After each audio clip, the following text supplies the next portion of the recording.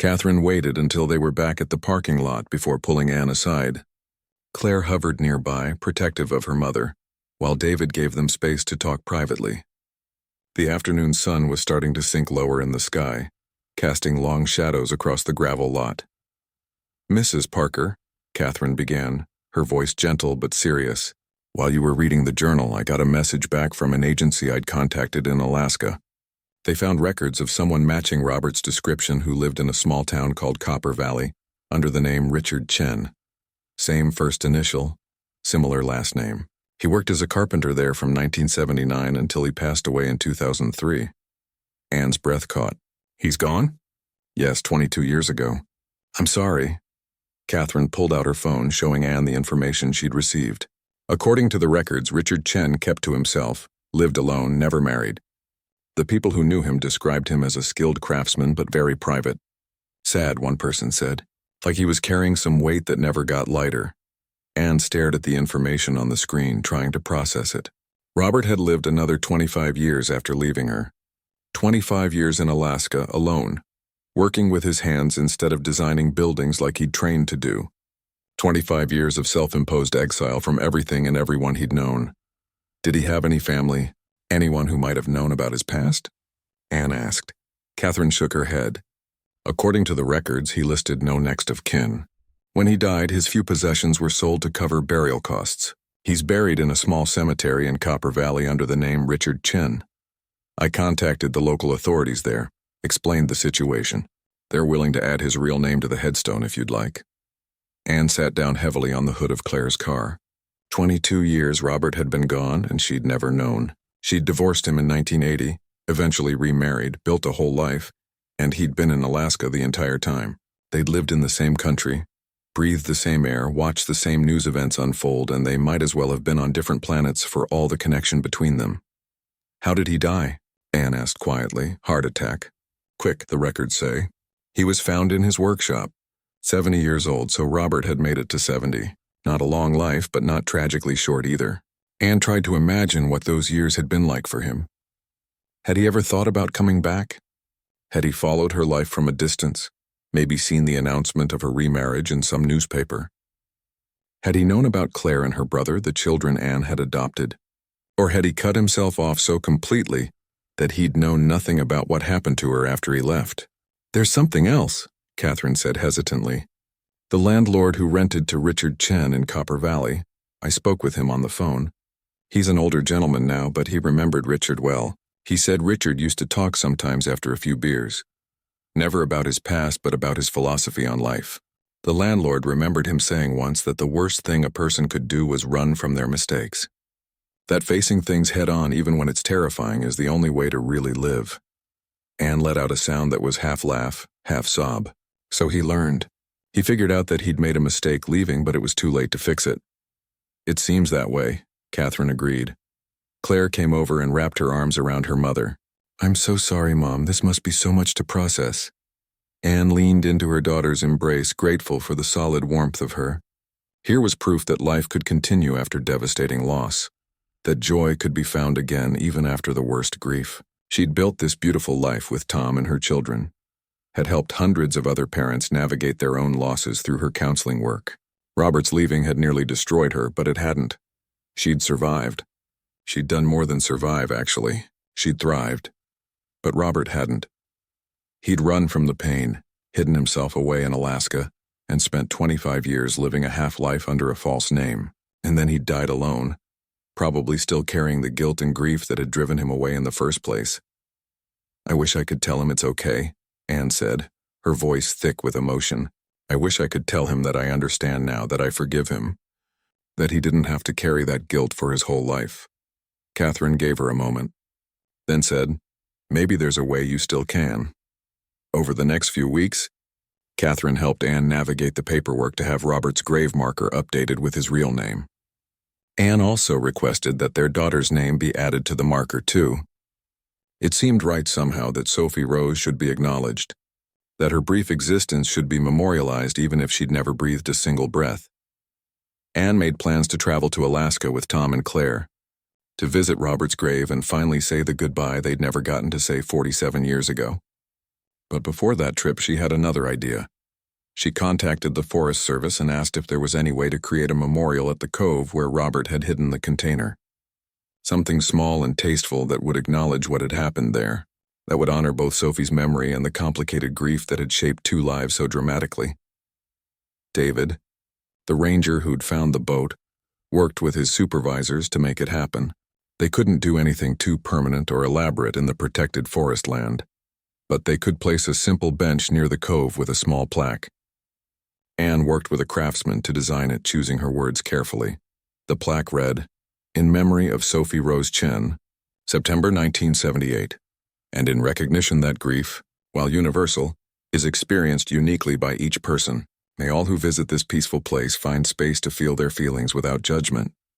Anne had thought about including Robert's name, but ultimately decided against it. This memorial wasn't about his choice to leave or his decades of self-imposed exile.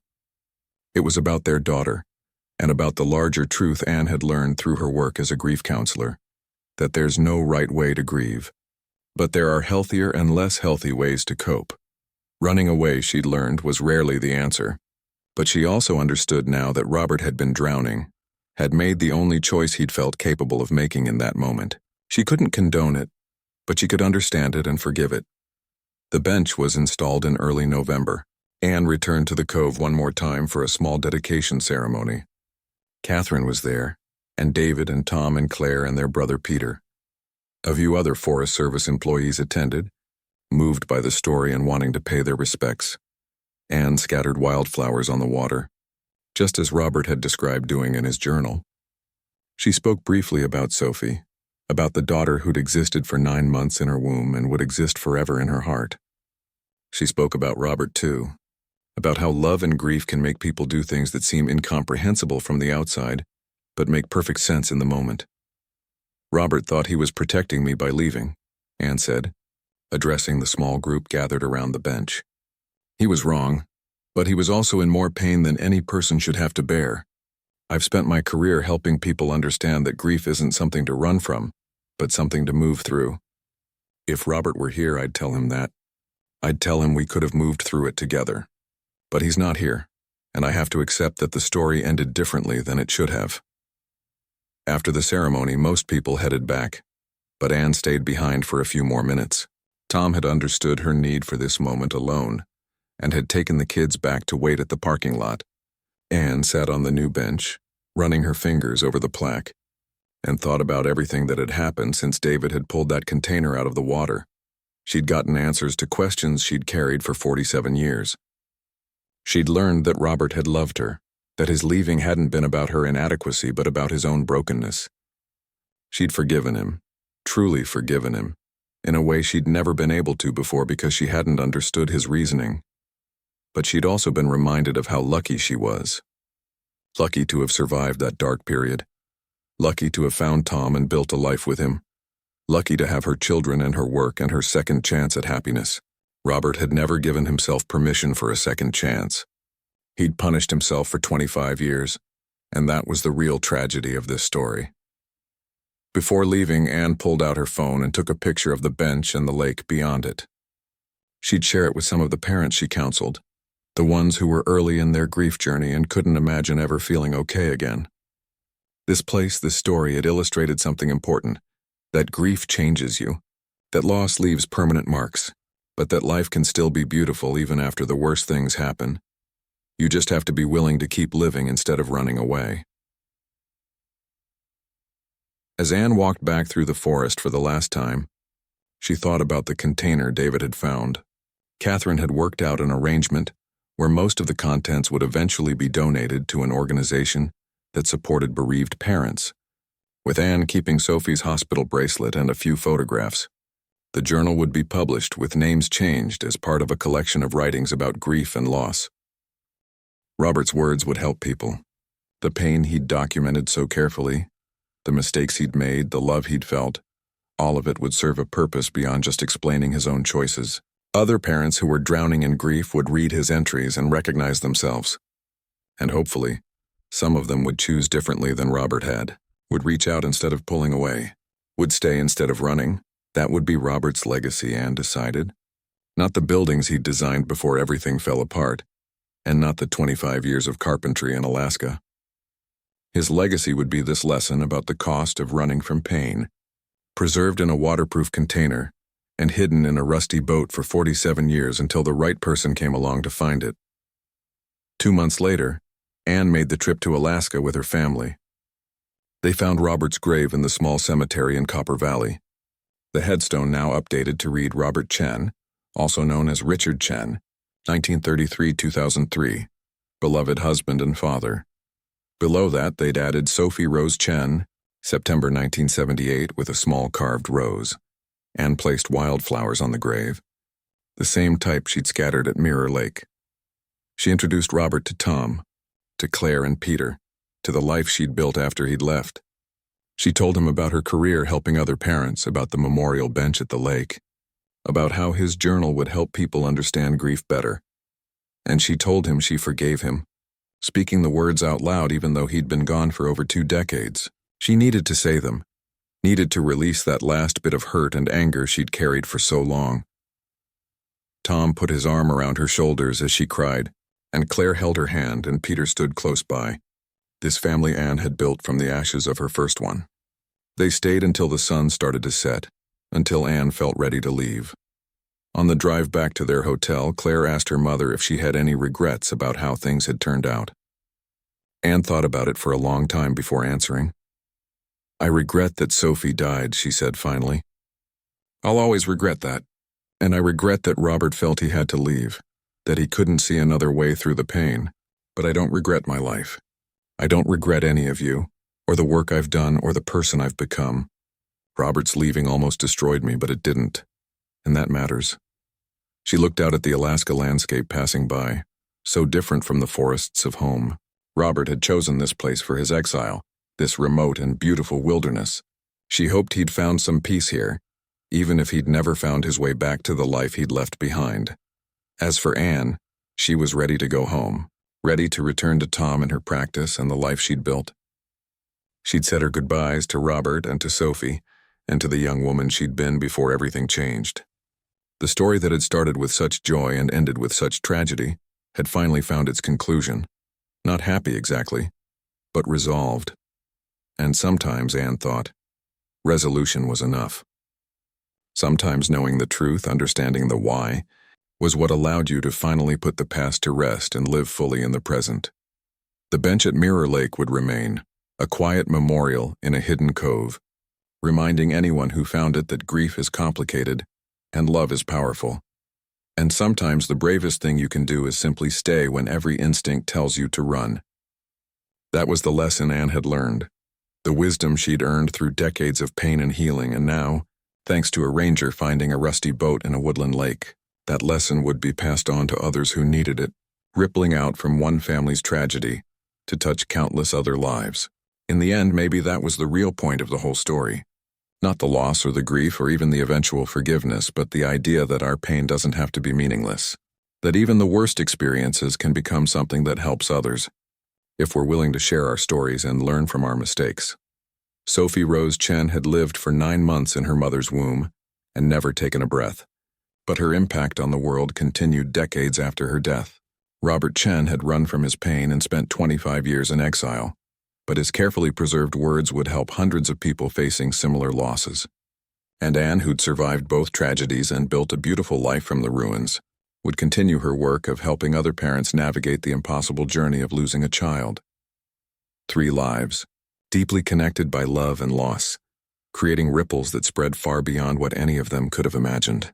That was the story of the rusty boat in the Woodland Lake, and it was a story that would continue to unfold for years to come, touching hearts and changing lives in ways that David could never have predicted when he first waded into that hidden cove on that cold October morning.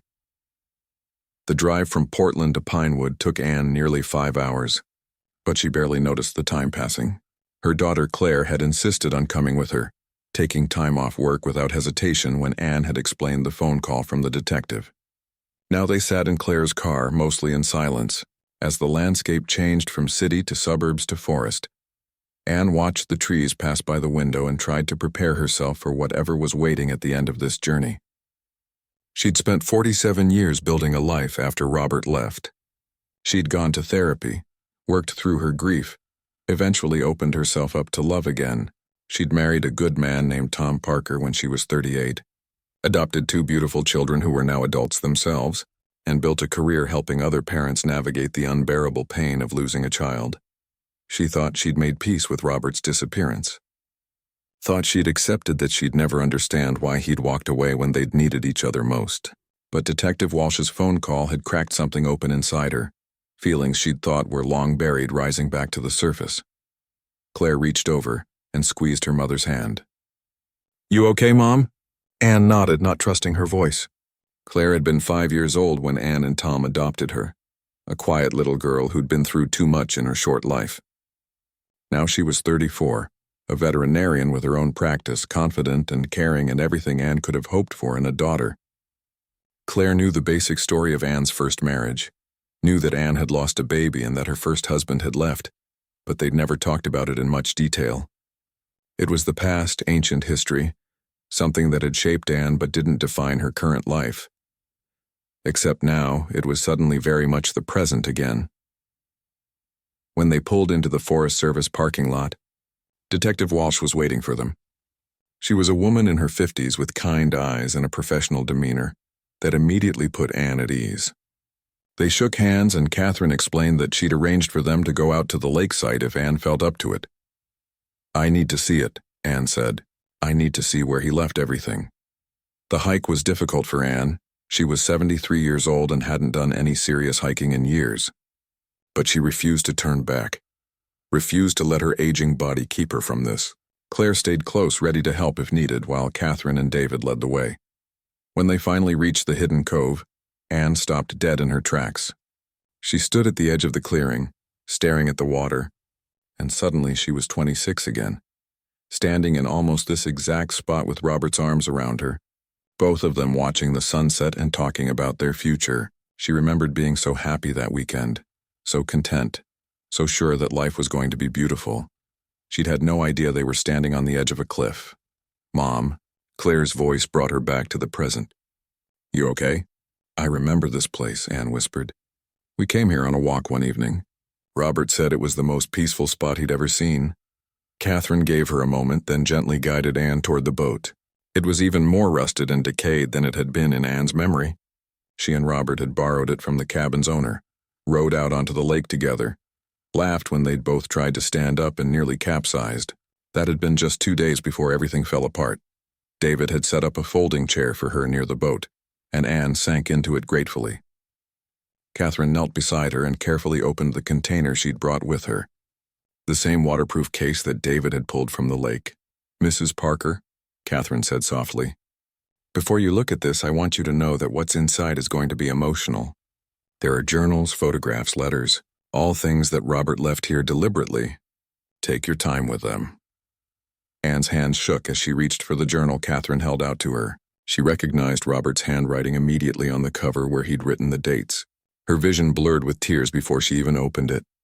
For the next hour, Anne read while Claire sat beside her, one hand on her mother's shoulder. Detective Walsh and David stayed nearby but gave them space, understanding that this was a deeply private moment. The only sounds were birds in the trees, water lapping gently at the shore, and occasionally Anne's quiet crying. Reading Robert's words was like hearing his voice again after decades of silence. Every entry, every line revealed the depth of his pain and his love. He'd blamed himself for everything, convinced himself that Anne would be better off without him, believed that his presence was making her grief worse instead of better. He was wrong, Anne said out loud, her voice breaking. He was so wrong. She'd needed him. God, how she'd needed him those first months after losing their daughter. But he'd disappeared, and she'd been left to grieve alone, wondering not just why their baby had died, but why her husband had abandoned her in the aftermath. She'd spent years thinking Robert hadn't loved her enough to stay, hadn't cared enough to work through their tragedy together. Now, reading his journal, she understood that the opposite was true. He'd loved her so much that he'd convinced himself leaving was an act of love. He'd been drowning in guilt and grief and had genuinely believed she'd heal better without him there, as a constant reminder of what they'd lost. Anne looked at the photographs next. There was one of her that Robert must have taken that last morning before everything went wrong. She was sitting on the cabin's porch, her hand resting on her pregnant belly, smiling at the camera with pure joy on her face. Looking at it now, knowing what happened just hours after it was taken, was almost unbearable. Claire picked up one of the other photos, one of Anne and Robert together. "You both look so young," she said quietly. "So happy." "We were," Anne said. "For such a short time, we really were." The letters were harder to read than the journal. Some of them were from well-meaning friends and family who'd said terrible things trying to comfort her. Anne remembered receiving many of these letters in the mail, remembered how each one had felt like a knife wound even though she knew people meant well. Seeing them now, preserved here with Robert's notes in the margins about how much those comments had hurt them both, gave her a strange sense of validation. She hadn't been wrong to feel devastated by those platitudes. At the bottom of the container was the hospital bracelet. Anne picked it up with trembling fingers. She'd held her daughter just once for maybe 10 minutes before the nurses had taken her away. She remembered every detail of those 10 minutes with crystal clarity. The weight of her baby in her arms, the perfect tiny features, the impossible stillness. And she remembered the bracelet they'd put on her wrist, identical to the one Anne now held in her hand. She'd asked to keep her daughter's bracelet, but somehow in the chaos and grief of that day it had gotten lost. She'd looked for it for weeks afterward, had even called the hospital, but it was gone. Except it hadn't been lost. Robert had taken it, had kept it, had protected it here in this container for 47 years. Her name was Sophie, Anne said, speaking to Claire, to Catherine, to anyone who would listen. "We'd decided on Sophie Rose. It's on the bracelet, see?" Robert must have asked them to write it even though she was stillborn. Even though technically she never had a name. Claire was crying now too, reading over her mother's shoulder. Anne had talked about the baby she'd lost before, but in vague terms, keeping the pain at a distance. This was different. This was raw and real and immediate despite nearly 5 decades having passed. Catherine gave them time, then gently asked if Anne had any idea where Robert might have gone after leaving the container here. Anne shook her head. "The note he left me was only 3 sentences, Anne said. It said he couldn't stay, that I deserved better than what he could give me, and that he was sorry. That was it. No explanation of where he was going or why. I reported him missing, but the police said he was an adult who'd left voluntarily, and unless there was evidence of foul play, there wasn't much they could do." "Did you ever hear from him again?" Catherine asked. "Never. Not a phone call, not a letter, nothing. It was like he'd never existed, except I had a marriage certificate and a broken heart to prove otherwise." Anne paused, wiping her eyes. "I waited for 2 years before I filed for divorce on grounds of abandonment. I needed to move on, to build a new life.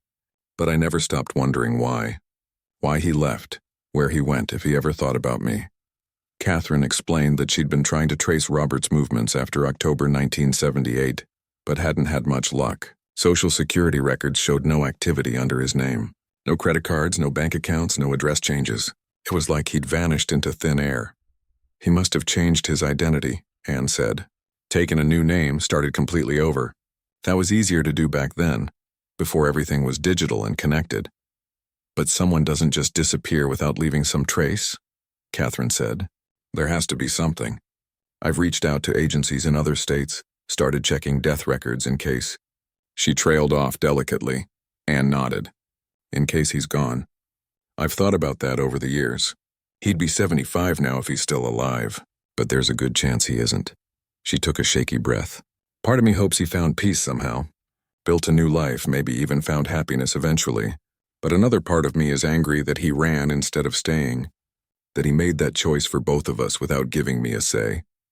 They sat in silence for a while, the 3 women processing everything while David kept a respectful distance. Finally, Anne asked if she could keep some of the items, particularly the bracelet and a few of the photographs. Catherine explained that everything was technically evidence, but she'd make copies of the documents and see what she could arrange. As they prepared to hike back, Anne stood at the edge of the water one more time, looking at the rusted boat that had held Robert's secrets for so long. She felt a strange mixture of closure and renewed grief. For 47 years, she'd believed Robert had stopped loving her. Now she knew the truth was more complicated. He'd loved her but had been broken by guilt and grief. He'd left not because he didn't care, but because he'd cared too much in all the wrong ways. "I forgive you, Robert," Anne said quietly, speaking to the water, to the trees, to the ghost of the man she'd loved. "I wish you'd stayed. I wish we could have helped each other heal. But I understand now that you were doing what you thought was right, even though it wasn't." Claire put an arm around her mother's shoulders. "Come on, Mom, let's go home." As they walked back through the forest, Catherine's phone finally got signal and started buzzing with notifications. She checked it quickly and her eyes widened. One of the agencies she'd contacted had gotten back to her with information about Robert Chen. They'd found him. Or rather, they'd found out what had happened to him. Catherine looked at Anne, wondering if she should tell her now or wait. But Anne deserved to know. After 47 years of questions, she deserved all the answers Catherine could give her. Detective Catherine Walsh arrived at Mirror Lake 3 hours after David's call. She'd been working cold cases for the county for almost a decade, and something about this one grabbed her attention immediately. When dispatch had explained what the ranger had found, Catherine had been finishing up paperwork on a completely unrelated case. She'd dropped everything and driven straight out to the forest. The hike-in wasn't easy, even with David leading the way and showing her the path he'd already cleared through the undergrowth. Catherine was in decent shape, but she wasn't used to this kind of terrain. By the time they reached the hidden cove, her uniform was covered in burrs and her boots were caked with mud. But the moment she saw that rusted boat sitting in the water, surrounded by dead water lilies and moss, she understood why David had insisted this was important. David had already secured the scene, marking off the area with bright orange tape even though it was unlikely anyone would stumble across this spot by accident. The container sat exactly where he'd left it, protected from the sun under a tarp he'd rigged up. Catherine appreciated the ranger's thoroughness. A lot of people in his position might have contaminated the evidence or worse, decided this wasn't worth the trouble and left everything where it was. She pulled on latex gloves and carefully opened the container again, reading through the journal entries while David stood nearby, giving her space but ready to answer questions. The photographs broke her heart. That young couple looked so happy, so full of hope for their future. And that tiny hospital bracelet at the bottom of the container, that was what really got to her. Catherine had 2 kids of her own, both grown now, but she could still remember holding them for the first time, feeling their weight in her arms, counting their tiny fingers and toes. She couldn't imagine what it would be like to go through pregnancy and labor only to have your child never take a breath. "All right," Catherine said, closing the journal and looking at David. "We need to figure out who these people were and what happened after Robert wrote that last entry." "You said the date was September 1978? David nodded. "September 15th. 47 years ago, almost to the day." Catherine pulled out her phone, then remembered there was no cell service this far out. She made notes in her physical notebook instead. The old-fashioned way, names, dates, everything she'd need to start tracking down records. The wife's name appeared several times in the journal, though Robert had mostly just called her by name rather than writing it out fully each time.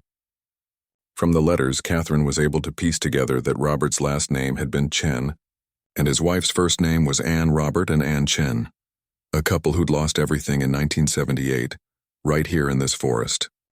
The first step was getting everything properly documented and secured. Catherine called for the crime scene unit, even though technically this wasn't a crime scene. They needed photographs, proper evidence collection, chain of custody documentation. While they waited, Catherine asked David to walk her through exactly how he'd found everything, every detail he could remember. Later that afternoon, back at the station with the container and its contents safely locked in the evidence room, Catherine started the real work of investigating. She began with local records, searching for any Robert Chen who might have lived in the area in the late 70s. Nothing came up. She tried the neighboring counties, expanding her search radius. Still nothing. Then she tried a different approach, rental records for cabins near Mirror Lake in September 1978. This took longer because most of that information wasn't digitized. She had to actually call the Forest Service office and ask if anyone had archives going back that far. The woman she spoke to was skeptical but said she'd look. 3 days later, Catherine got a call back. Yes, they had old rental records stored in boxes in their basement. No, they weren't organized particularly well. But yes, the woman had found September 1978, and yes, there was a Chen listed. Robert Chen from Seattle renting cabin number 7 for a long weekend, Seattle. That was the break Catherine needed. She contacted the Seattle Police Department and explained what she was looking for. Any missing persons report from September or October 1978 involving someone named Robert Chen. Any information at all about a man who might have disappeared around that time. What came back was confusing. There was no missing persons report for Robert Chen. But there was a report filed by an Ann Chen in early October 1978, stating that her husband had left voluntarily. The report made it clear that Ann believed Robert had abandoned her after a personal tragedy. She'd told police she didn't want them to search for him, that he'd left a note saying he was leaving and she should move on with her life. The report was filed more as documentation than as an active missing persons case. Catherine read through the police report twice, frowning. So Ann had known Robert left on purpose. She hadn't thought he'd died or been hurt. She'd thought he'd abandoned her, which meant Robert had left her a note, but apparently hadn't told her about the container hidden in the boat at Mirror Lake. Why hide all this away if he'd already said goodbye? Unless the note he'd left her had been brief and cold, just enough to tell her he was going without explaining why. Maybe Robert had wanted to leave all the emotion, all the explanation, all the love and guilt and pain here in this container. A secret goodbye that he'd never intended anyone to find. Catherine kept digging. She found a newspaper article from a Seattle paper, dated October 1978. Small piece, just a few paragraphs, about a local architect named Robert Chen, whose wife had reported him missing. Though police suspected he'd left voluntarily, the article mentioned that the couple had recently suffered a family tragedy but didn't go into details. It quoted Ann asking for privacy and saying she hoped her husband would come home when he was ready. Reading between the lines, Catherine could see that Ann had been trying to protect Robert even then. She could have told the papers everything, could have painted him as a villain who'd abandoned his grieving wife. Instead, she'd been vague, hopeful, giving him the benefit of the doubt even after he'd left her alone to deal with their shared loss. The more Catherine learned, the more invested she became in finding out what had happened to both of them. She started searching for Ann Chen, though she quickly realized Ann might have remarried, might have changed her name, might have moved anywhere in the country in the 40-plus years since Robert had left. This was where things got tricky. The Seattle address from the police report was long since sold to other owners. The phone number disconnected decades ago. Catherine tried searching property records, marriage records, anything that might give her a lead. She found several Ann Chens in Washington state, but none of the right age or background. Then Catherine tried searching for Ann's maiden name, which she'd found mentioned in one of the letters in the container. Whitmore. Ann Whitmore, before she'd married Robert Chen. That opened up new possibilities. If Ann had divorced Robert, or had him declared legally dead after he disappeared, she might have gone back to her maiden name. Still nothing conclusive. But Catherine was patient. Cold cases required patience, required thinking creatively, required not giving up when the easy searches led nowhere. She tried Social Security records, veteran records, professional licenses. She contacted Seattle hospitals to see if anyone remembered Ann Chen from 1978, though she knew that was a long shot after so many years. What finally broke the case was an obituary, not for Ann, but for Ann's mother, who had passed away in 2003. The obituary listed survivors, including a daughter named Ann Whitmore Parker living in Portland. The hyphenated last name suggested Ann had remarried but kept her maiden name too. Catherine's heart raced as she searched for Ann Whitmore Parker in Portland. And there she was, listed as a licensed counselor specializing in grief therapy and perinatal loss. The website for her practice had a photo, and even though Ann was now in her 70s, Catherine could see the resemblance to the young woman in the photographs from the container. She'd found her. After 47 years, after building a new life and a new identity, Ann was alive and working just a few hundred miles away. Before calling, Catherine spent time preparing. This wasn't just any notification. This was going to turn Ann's understanding of her past completely upside down. Ann had lived for nearly 5 decades believing her husband had abandoned her because he couldn't handle their shared grief. Now Catherine was going to tell her that Robert had actually loved her desperately, that his leaving had been an act of misguided sacrifice rather than abandonment, She also needed to find out what had happened to Robert. That was the other half of the story. If Anne had never heard from him again after he disappeared, where had he gone? Was he still alive? Had he built a new life somewhere under a different name? Catherine made some calls to other agencies, putting out feelers. A man who disappeared voluntarily in 1978 could be anywhere, could be anyone. Without Social Security records showing up anywhere under Robert Chen's name after October 1978, it seemed likely he'd changed his identity completely. When Catherine finally called Anne's office, she spoke first with a receptionist who was protective of her boss's time and privacy. Catherine explained that she was a detective investigating something related to Anne's past, something important but not an emergency. Would Anne be willing to speak with her? The receptionist put her on hold. Catherine waited, her stomach tight with anticipation. When Anne picked up the phone, her voice was cautious but kind. She asked what this was about, and Catherine took a deep breath. "Mrs. Whitmore Parker, my name is Detective Catherine Walsh. I'm calling about your former husband, Robert Chen." There was a long silence on the other end of the line. When Anne finally spoke, her voice was barely a whisper. "Robert, but that was so long ago." Has something happened to him?" "I don't know," Catherine admitted. "But we found something that belonged to both of you. Something he left behind at Mirror Lake in 1978. I think you need to see it." Another long pause. Then Anne said, "Mirror Lake, where we lost our baby." "Yes, ma'am. I know this must be difficult, but I have reason to believe that what we found will answer questions you've had for a very long time. Would you be willing to come identify some items and possibly help us figure out what happened to Robert after he left?" Anne's voice was stronger when she answered. "Detective, I've waited 47 years to understand why my husband left me when I needed him most." "Yes, I'll come. When do you need me there?" As Catherine made arrangements for Anne's visit, she felt the weight of responsibility settle on her shoulders. She was about to give this woman closure, yes, but also potentially new grief. Anne would learn that Robert hadn't stopped loving her. But she'd also have to grapple with the fact that he'd chosen to disappear rather than face their pain together. And there was still the question of what had happened to Robert himself. Catherine was determined to find that answer too before Anne arrived. A man doesn't just vanish without leaving some kind of trail. She just needed to know where to look. David sat on that fallen log for what must have been an hour, maybe longer, completely absorbed in reading the journal. The handwriting belonged to someone named Robert, and the story it told was heartbreaking from the very first entry. These weren't the kind of journal entries people write when they're thinking about anyone else reading them. This was raw, honest writing, the kind you do when you need to get feelings out of your head before they consume you completely. The first few pages talked about excitement and anticipation. Robert and his wife were expecting their first child. The entries described how they'd been trying for years, how they'd almost given up hope, and then finally, miraculously, the positive pregnancy test.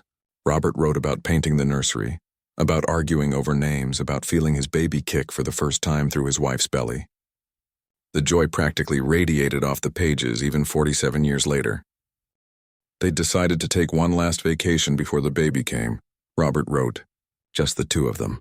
A chance to enjoy being a couple before they became parents and everything changed forever. They'd rented a cabin near Mirror Lake for a long weekend in September. It was supposed to be peaceful and romantic, a time to relax and prepare mentally for the huge change that was coming to their lives. David turned the page and felt his stomach tighten. The tone of the writing changed dramatically. The next entry was dated 3 days after the first, and Robert's handwriting was shakier, harder to read, like he'd been writing through tears or exhaustion or both. His wife had gone into labor in the cabin. Way too early. They were at least 6 weeks from her due date, and they were in the middle of nowhere with no cell phone service, no way to call for help quickly. This was 1978, David reminded himself. No smartphones, no GPS, no way to just pull up directions to the nearest hospital. Robert wrote about trying to stay calm, trying to remember the birthing classes they'd taken, trying to reassure his wife while inside he was terrified. He'd finally gotten her into their car and driven as fast as he could on those winding forest roads, trying to find the main highway, trying to get to a hospital. But they were so far out and the labor was progressing so fast. In the journal, Robert described the helplessness he'd felt, knowing something was wrong, knowing they weren't going to make it in time, and being completely unable to do anything about it. David had to stop reading for a minute. He looked up at the lake, at the peaceful water and the trees, and tried to imagine how terrified they must have been.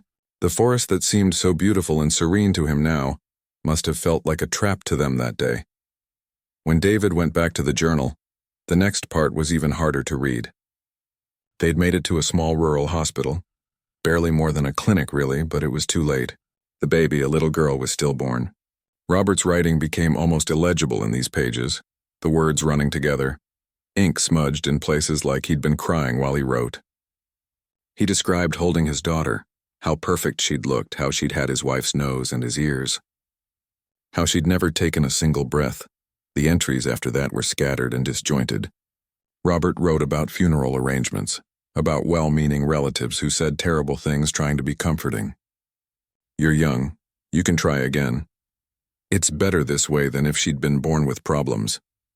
At least it happened early, before you really knew her." David felt anger rising in his chest just reading the quotes. How could people be so thoughtless?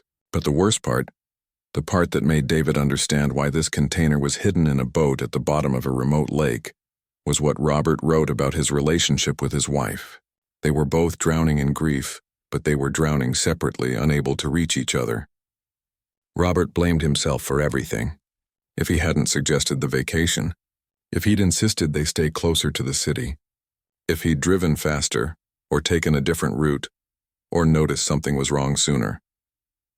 His wife, according to the journal, was so deep in her own grief that she'd shut down completely. They'd stopped talking except for necessary things. They moved through their house like ghosts, avoiding each other, avoiding the empty nursery they couldn't bear to look at. Robert wrote that he'd catch her staring at him sometimes with this look in her eyes, and he couldn't tell if it was accusation or just emptiness. About 2 weeks after they'd lost their daughter, Robert wrote that he couldn't take it anymore. He couldn't stay in their house, couldn't sleep in their bed, couldn't look at his wife's face and see that dead expression in her eyes. But more than that, he wrote that he didn't deserve to be there. He'd failed them both.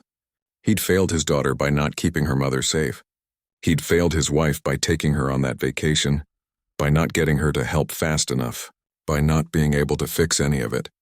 David turned to the photographs next, carefully removing them from their protective sleeves. The images showed a young couple who looked happy and full of life.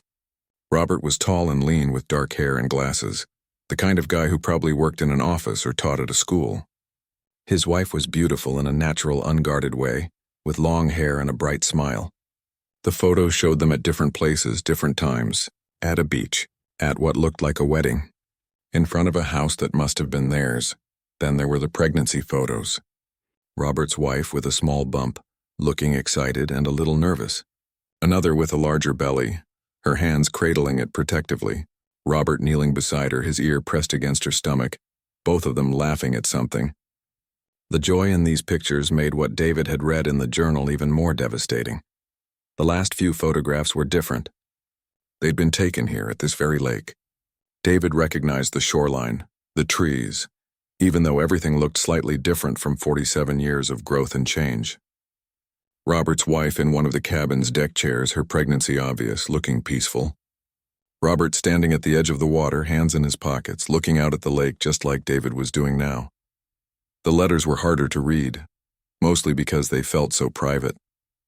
Some were from Robert to his wife, written but apparently never sent. Apologies, explanations, declarations of love mixed with admissions of cowardice. Other letters were from relatives, friends, people offering condolences or checking in during the weeks after the loss. David skimmed these, feeling like an intruder into someone else's grief.